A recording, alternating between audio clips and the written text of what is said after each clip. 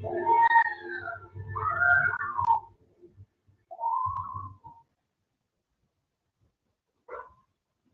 morning, church family. Good morning. Good morning, church family. Good morning. That was a lot better. Trying to wake everybody up. It's good to be here once again in the house of the Lord. Thank you all for joining us for Sunday school. As we meet here at 2206 you're able to come. Please come and join us in person. We have a joyous time every time we come. So please join us. And again, thank you for joining us this morning for Sunday school. As we continue our Sunday school summer quarter lesson titled Servants and Healers. Our unit 1 now is Faithful to Serve. We've gone over some of the Israelite leaders who were faithful to serve no matter what they were going through. They were faithful servants. So we'll continue this lesson of servanthood.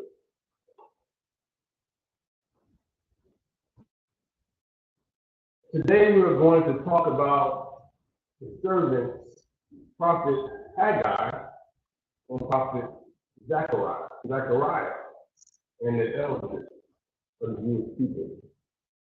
So today I'm going to start with remnant. I remember a few Sunday school lessons ago, we spoke on remnant. We had a little discussion on remnant. As in a small quantity of the Jewish people left in the land after they were exiled to Babylon. So to give you a little history of today's lesson, because of the great sins of God's people, God would eventually remove them from the land He promised them through their ancestors. They were simple people. I remember one of the kings, he would sacrifice babies on the altar before God. God was furious with these people. He called them stiff-necked people. He was furious with these people.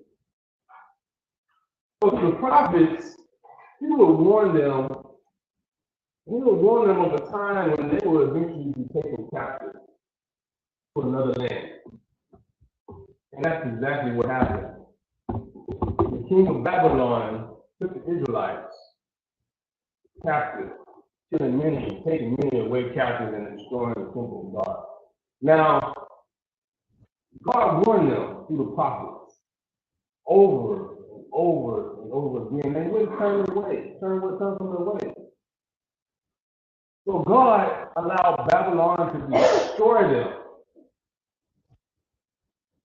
And it was brutal. What happened was the Babylonians, the army, they surrounded Israel. And just camped out day after day after day, and pretty much just, Israel couldn't do anything. Even if they tried to flee, they would kill them. And they starved them. It was so bad that they were starting to eat their own people. And eventually, Babylon overtakes Israel and destroy the kingdom and take the people, kill many and take several of them captive. But for those who listened to the prophets, they fled. Someone fled to Egypt. Someone fled to surrounding areas.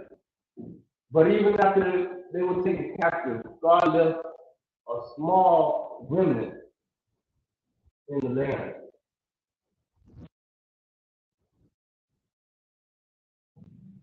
Our story today brings us almost 70 years after captivity, after the destruction of the temple of God that Solomon built.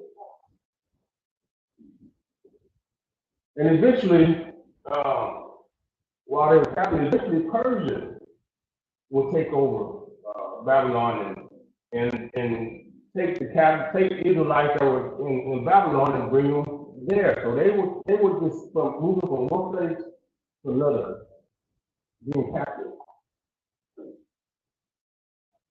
During this time, while they were captive and going through these things, the prophet Haggai and Zechariah would continuously prophesy day after day, year after year, that one day God's people will return to their homeland and reconcile back to their God. Now, if you can imagine, they were there 7 years captive. So telling me that I want to go back to my homeland. yeah, I've been hearing that for years.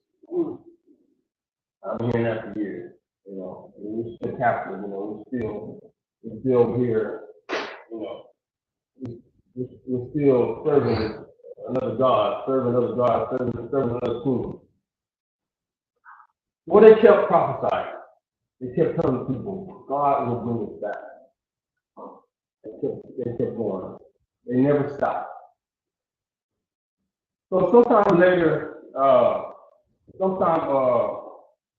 king of Persia at the time, Cyrus, was visited by God, and God tells him, let my people go back and begin to rebuild my kingdom, to rebuild my temple.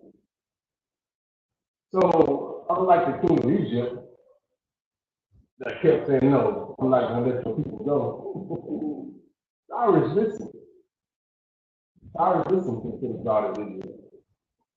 And he allowed some of the people to go back and to begin to rebuild the temple of God in Israel.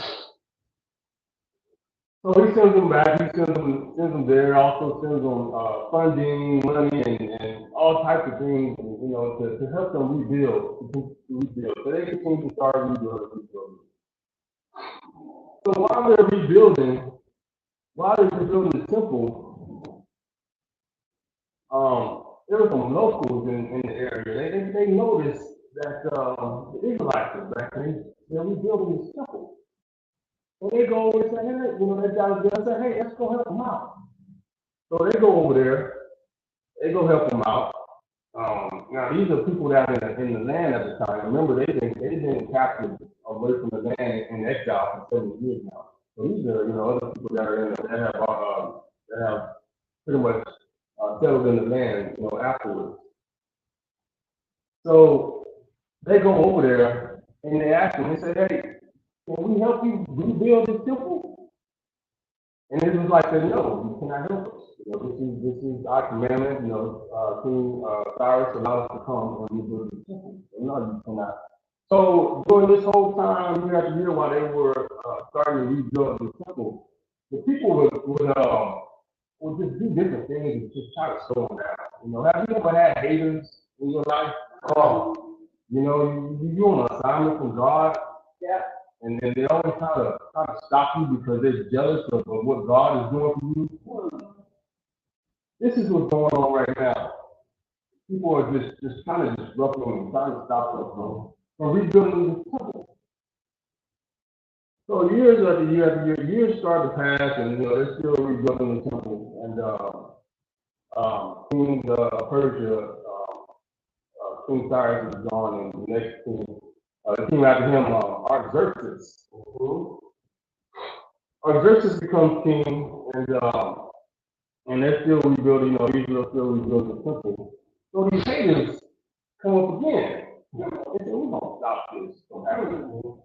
So they gather up the governors of the area. They gather up and they conspire against the Israelites. So what they do is they write a letter to King Xerxes, stating, hey, check your archive, check the history books. You might want to check it out and look at the history of these people that are rebuilding the temple. They are rebellious people. I'm not sure if you want this to happen. So they write this long letter to the king. So the king goes and he looks at, he tells him, hey, go look at the archive. Let's look at the Israelites. Let's see, the history. And he checks it out. And sure enough, they're rebellious people. So So he says, hey, tell them to stop building that temple. Tell them to stop building that temple. So the haters are winning now. The haters were able to stop them from building the temple. 16 years passed after they stopped them from building that temple. 16 long years passed. 16 years. But even during that time, you still had elders and the prophets continue to say, hey, this is God's will. It's going to happen. Even though people were they even when they stopped the construction, they told them, hey, if anybody tries to build this thing, you pretty much we're gonna kill you. So they couldn't even rebuild the temple. So and this was their way of reconnecting back to their God. So again, they're lost again.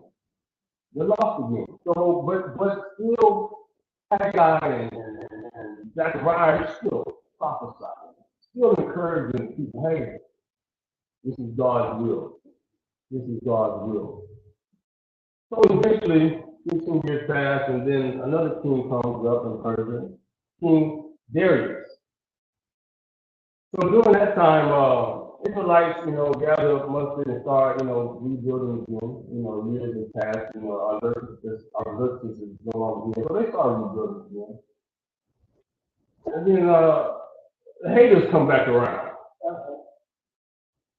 They recognize they're rebuilding the temple. So they go up to them while they're working and say, hey, didn't they tell y'all to stop building this temple?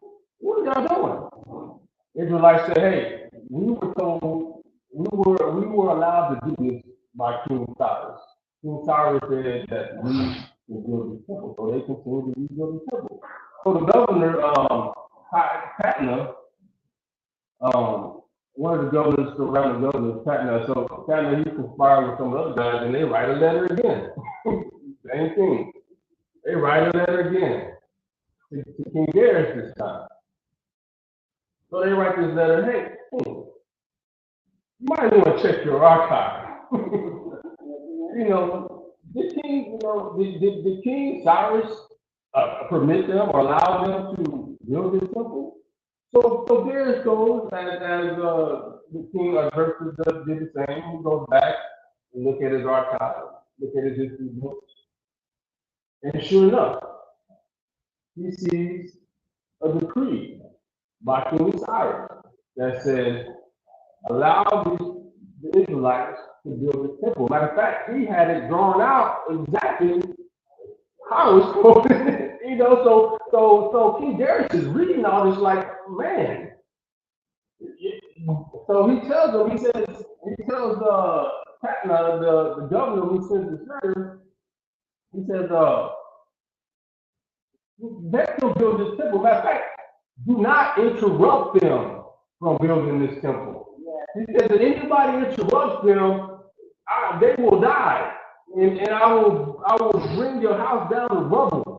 And he said, matter of fact, I want my treasury to pay for this. So he's just telling them this is what is going to be done, and you're not going to stop. So they get to begin to rebuilding again. As we get into our lesson, comes from Exra, chapter 6, verse 13. It says, then Patna, governor on this side of the river, Shethar-Boznah, and their companions, according to that which Darius the king had sent. So they did. He did. So these haters, they went to try to stop the building of this temple again. Now they all assignment to help them out.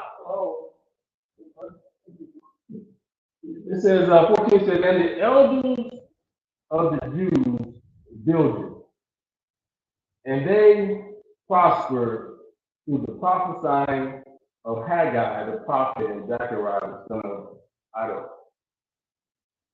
And they builded and finished it, according to the commandment of the God of Israel, and according to the commandment of Cyrus and Darius and Artaxerxes in the third.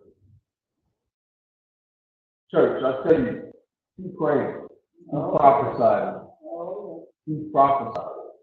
God has a plan. Don't stop encouraging.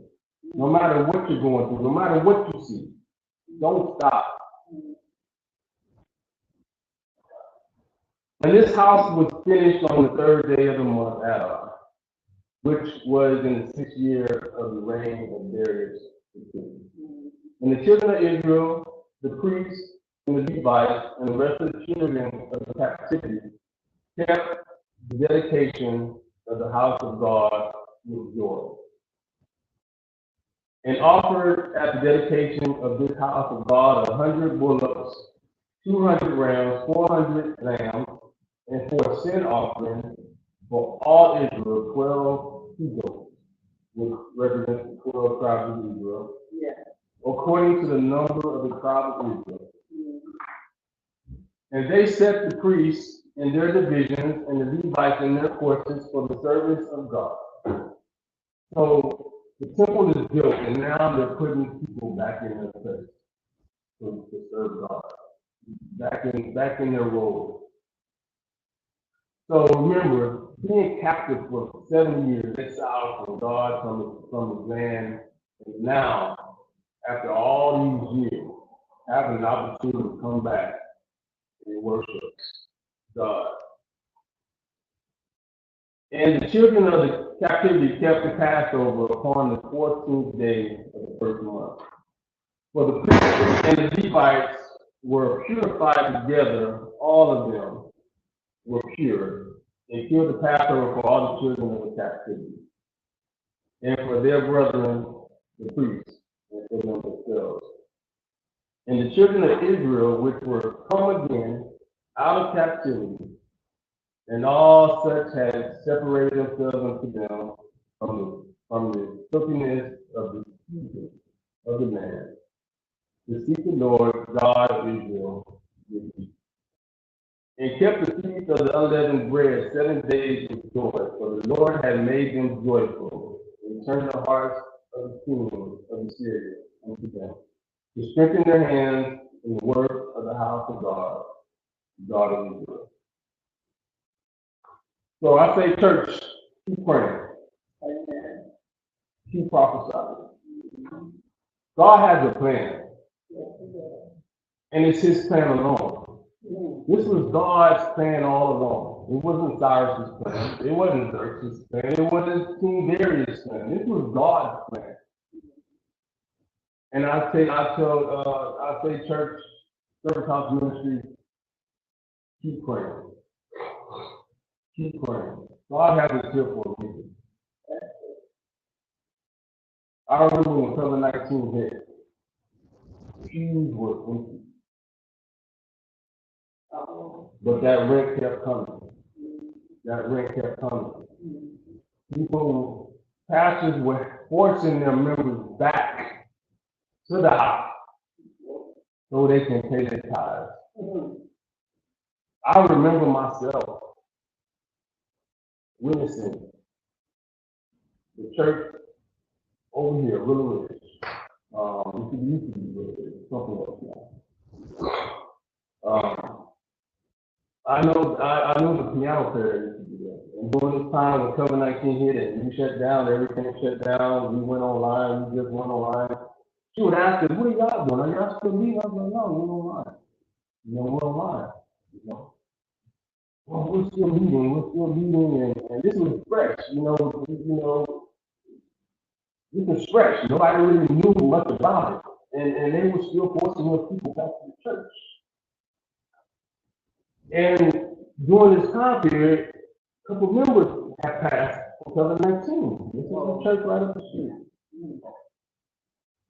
But the pastor would continue to force them to come to church. And I remember she would continue to ask me, y'all back? No, we're still online. You know, we're protecting ourselves. We're still online. Our pastor said, no, we're still online. Sad to say, possibly a year or so later, the pastor passed of COVID-19. That's their pastor. God has us here for a reason. We just need to continue to pray, continue to encourage, continue to walk in God's way and God's will. And when the time is right, God's plan will be revealed. And we must all continue to pray and continue to follow the will of God. I thank you all for joining us. This is a word for the leaders. Continue for the elders. Me and my brother, he just mentioned it yesterday. We were both telling each other, you know, how grateful we are to see Pastor Jay and wife. So grateful. I don't, you know, just to see someone else encouraging, you know, I come even more now just to see them. I mean, it's real. It's real. This is real. You know, this is God. You know, having his elders speak to me, encourage me. So we as leaders, we have to continue, no matter where we are. Just trust that God has a plan for us all. Amen? Amen. This will conclude our Sunday school lesson. I will open the floor now for any questions, comments, in the house or online. Good morning. I want to say this was a great lesson. Thank you. It echoes a sentiment that I think people need to hear and understand, that our elders have a place in ministry. You may retire from a position, but you never retire from the ministry and service of God. Make sure we understand that. I've seen where folks, and we were just talking about this the other day, I believe preachers need to die in the pulpit, which makes no sense to me. Pastor Gibson has more to do now than he did when he was pastor, because he got work to do. He got to train the young bucks who full of vinegar and think they got it all, and just because you got strength don't mean you got knowledge. You may be able to railroad some things, but eventually that's going to backfire on you, and you're going to need some knowledge. And I love the knowledge that they bring. And it's not, you know, they don't force it on it. Here it is. Been there, got the t-shirt, the scarves, or whatever. You may think we're not in the fight, but we really are. And sometimes it's better to use a feather than it is to use a sword. And it's like this. Or they'll tell you, it hurts sometimes even more getting stabbed in the back by words than it does by a knife. So things that you don't understand. You know, you sit there and they say those things and you walk off and you just brush them off as being, or they just, but then eventually, man, that makes sense. I got it now, I understand. So to the elders of the church, as I said, the elders did the building. You know, folks may do the listening, but that don't mean they build it. Because when you build, you don't build a building from top down. You'll get that on your way home. I don't dress my wife with a hat first. I start with the foundation. Put her shoes. Then I build everything from that. You'll understand that one day. When you build with a solid foundation. And our elders are that for us. They are our building block. But the first block that they have is the cornerstone, which is Jesus.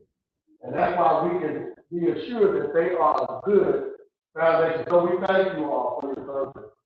We thank you for your dedication.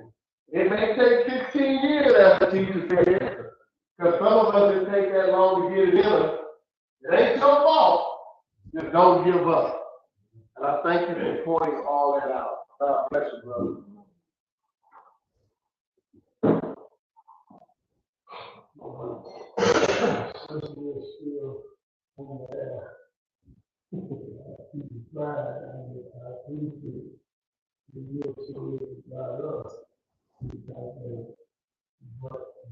Also, about observing and appreciating the leader, the elevate home. Those who also did it all. Exactly. That's a part of what the lesson is talking about. So, one part is talking about how all of those governments, all of the afraid, dead. Now, among the elder men who had wealth at the laying of the foundation is now passed away. Yep. The younger generation embraced completion with pure joy. Yeah. I appreciate what you said about you saying that also. Have to take a balance and go forward in obedience under the leadership of the priest, or not the pastor, and the elders. Amen. In our churches. Working together, and even sometimes, as really important, also some of those who had not believed they had support. They also joined in. And when people in the community see you as leaders, that's why we have to be careful about how we live.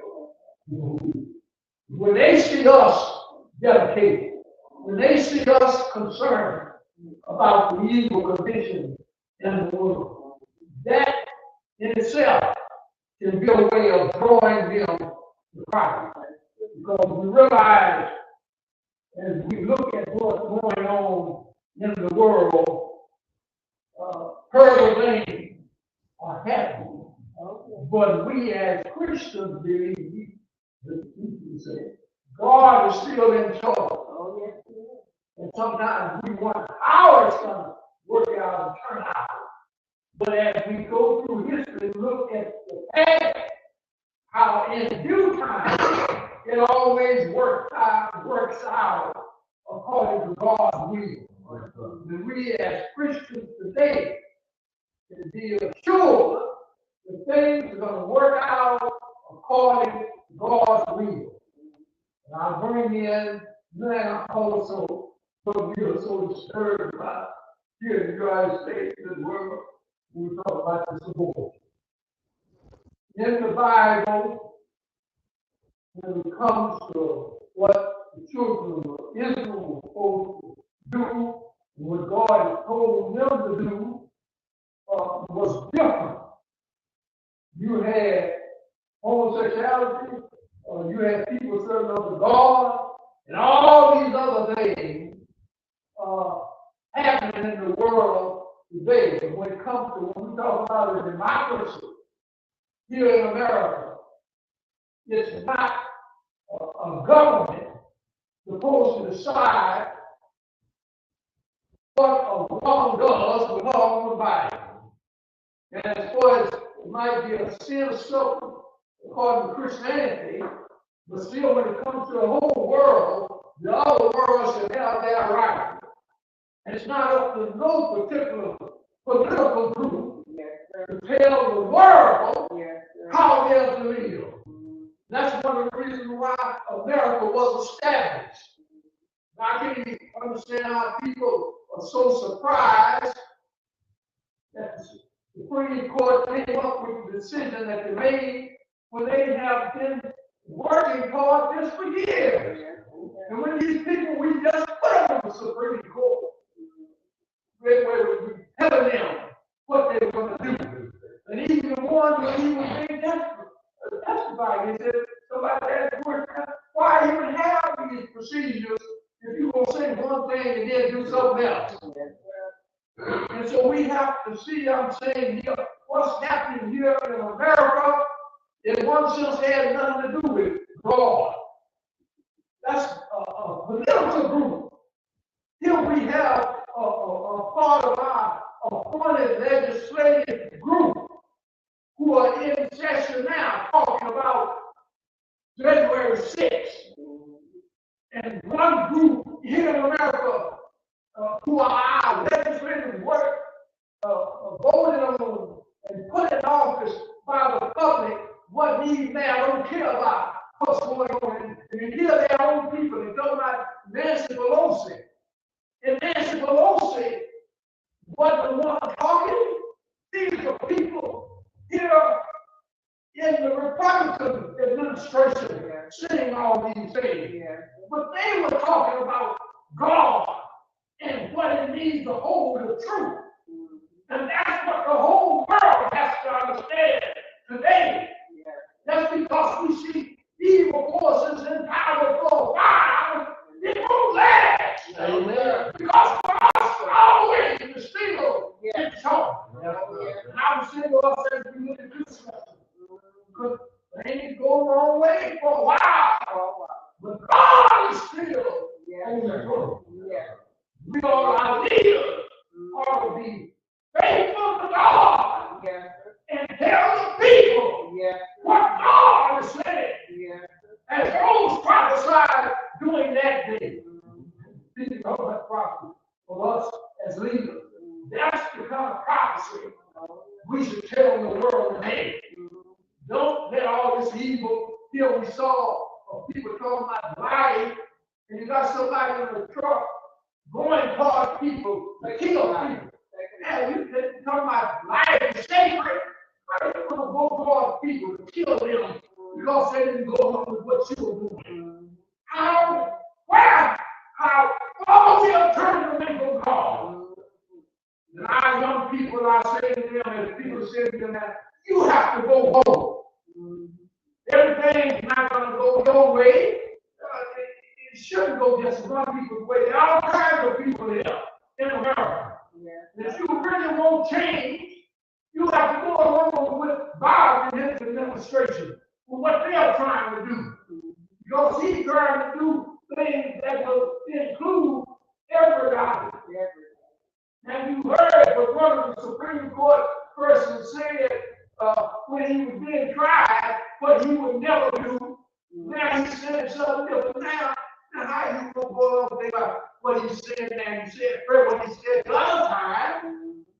Now we have to think about all of this. Yes, sir. That's all I got to say.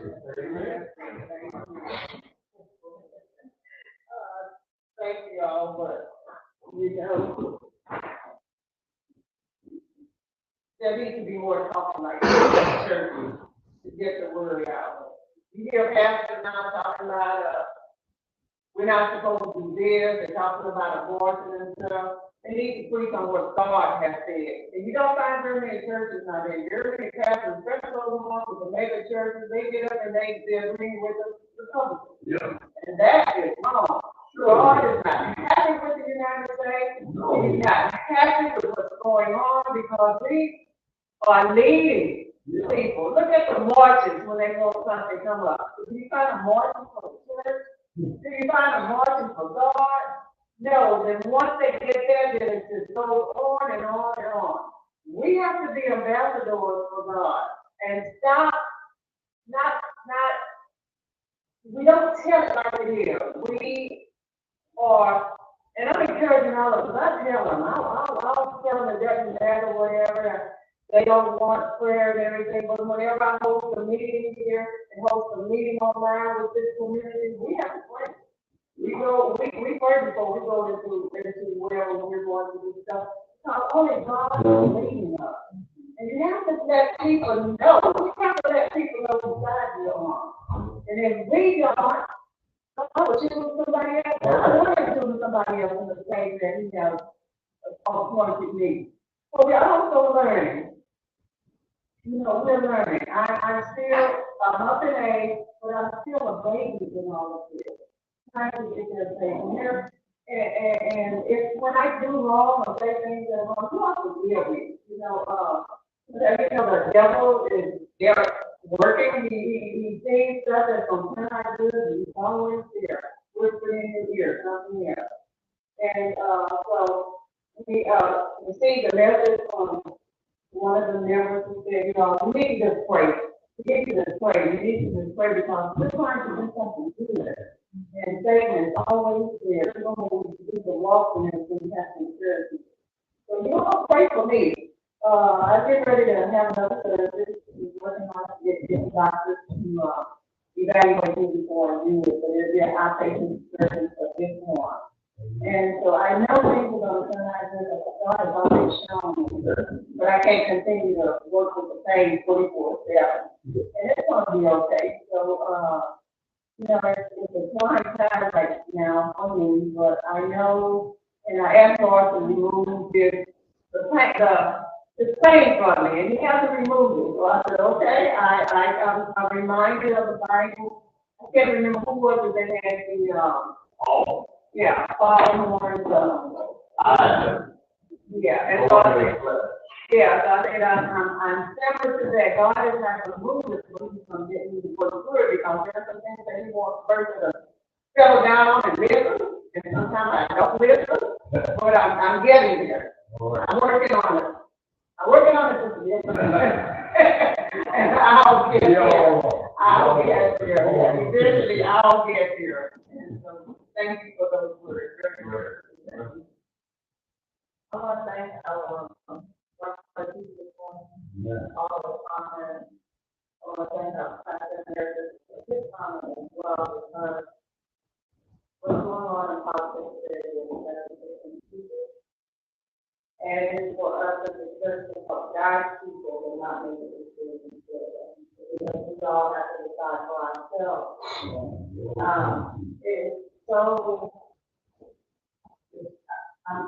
I'm stressed sometimes when I see this. I do follow a lot of different churches online and hear some of their teachings because I like to get different perspectives.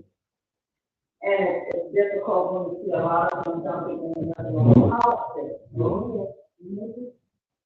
And our politicians aren't perfect people. None of us, as commentators, none of us are perfect people. And when we take the ability of people to start deciding for themselves, I will echo his comment, we need to get out and vote. But I ask our fellow man and fellow woman, when you vote, are you voting only for yourself, or are you voting for the overall good of the people? That's where our decisions a lot of times fall short, because we only look at what benefits ourselves personally or our family. And when that happens, we forget about our fellow man and our fellow woman. God has put us on this earth to serve and to reflect Him. And if the things that we're doing don't reflect God, then why are we here? What are we doing? What is our purpose? It gets difficult when we watch things and do things, and I have turned the TV off a lot lately. I have to turn the news off a lot lately. It seems like our media is so they're biased, but they're also only wanting to show the negative. Where is the good in the world? You encourage more good by displaying good. You encourage more evil by displaying evil. Because you look at a lot of these people in accidents now, they just want to name people in history down the line. And because we're getting so much broadcast to bad things, even when it's false statements. I remember back during Bill Clinton's trial, I had coworkers that said, now I have to talk to my kids about X, Y, Z. And I asked them how old is their children, and they were very young. I said, can you tell me why your children at that age are even watching the news? How do they even know about it unless you all are talking about it in front of them? Not to say that we can't teach our children, But if you want it to be from your perspective and the church's perspective, to teach the children need to be in the church and the youth not on TV all the time. For the sake of progress, so much more now is tied to media, tied to television. There was a time when television was shut off at night. The television is constantly running. There was a time where our media really did selectively tell you the right information to keep you informed. Now, this information just for the sake of saying I have something to say, versus just actually giving us information for what we need to know. And it's a struggle because if parents aren't staying tied into the church, if they're not bringing their children to church, if the children and the parents aren't reading the Bible and listening to their leaders, but being careful when they're selecting their leaders. Because some people do select churches based off of what they know of the church as far as numbers, or what they've heard that the church does, but really listening to the leaders. There's a lot of hypocrisy and double talk out there. When you are questioning it, go back to your Bible. Don't be afraid to have a one-on-one with your pastor. If your pastor you feel is leading you astray, pray to God and ask him, is that the church for you? Sometimes there's only a season that you're supposed to be at a specific church, and then you're supposed to move on because each church has its own mission. So make sure that as we as individuals are building our relationship with God, and by using God or by talking to God and using God's word, we can make better decisions versus trying to have our politicians. I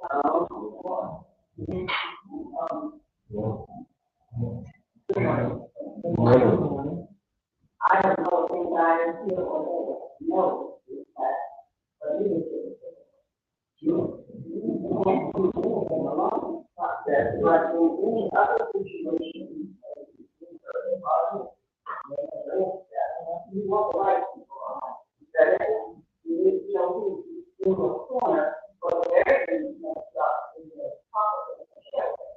You ought to have leaders that have the ability to lead people. And all I mean by that is, if you're saying, when two of us is yes, and saying, you want to stay, you got to go with it, and you know where it is. But you don't have to point out, but what you say is, if you don't vote, you don't have to. And some of these churches, if you don't vote, and you don't hold, you don't do it. That's it. So you down there and so we have come so far from what we're supposed to do as enemy for other people, and the people trying to keep that alive. And so if leaders seriously say what is right, so we are ourselves, and we are going to say it, then we have lost what we're supposed to do. Leadership is not dependent on people doing this or saying one and then sitting underneath it. There's work on both sides. So the relationship is dependent and with yourself. So where a person may go home and take out the country, but I'm not entirely. And then you have your teacher expounding and reading and reading, and it's like, I need to say, I don't know what's wrong. But this is what happens because things not seriously concerning God and His Word. So again, people sometimes say, I don't know how to do that. And they do. They know the Word is difficult, they know the Word is difficult, they just work it anyway. If you show the best person, if you trust them, and if you really what you say. And it doesn't take a lot of time to that's not.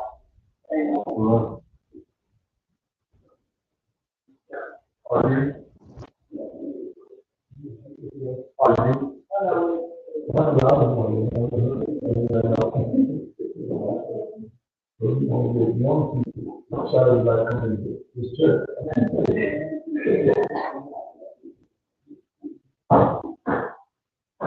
Anyone else? Well, this will conclude our Sunday school. Before I close this out, I want to mention the women's conference yesterday. I heard it was a great success, so I want to thank everybody for a big part of that. I know you've all been working on that for weeks and putting time in there, and you know, I heard it was awesome, and I know your work, you know, will appreciate it. So, good job. But other than that, we can all stand and be released. And recite together. May the words of my mouth and the meditation of my heart be acceptable in thy sight, O Lord, my strength and my redeemer. You have served thy servant peace, you are every God, thy servant people, thy servant people.